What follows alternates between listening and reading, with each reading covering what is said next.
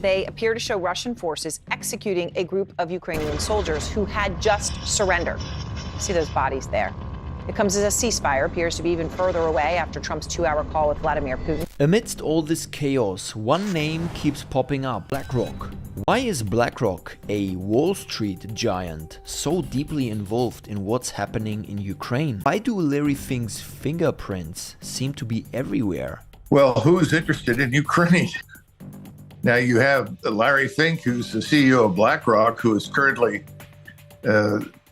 discussed as the likely individual whose organization, BlackRock, will rebuild Ukraine whenever the war ends. Have you ever heard of anything like that in the history of the United States, where we went to war somewhere and we knew that when it ended, we knew exactly who the corporate head was who was going to lead the rebuilding effort, and we had set aside $1 trillion for the purpose?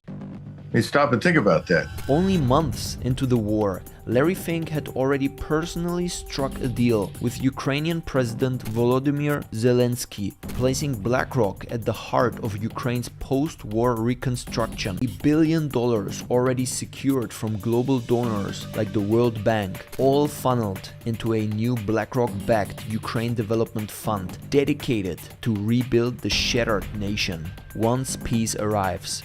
But why is a profit-driven Wall Street giant suddenly so eager to rebuild a war-torn country? Is BlackRock genuinely a Samaritan, extending a helping hand? Or is there something darker beneath the surface? A strategy that exploits desperation to feed a much larger ambition?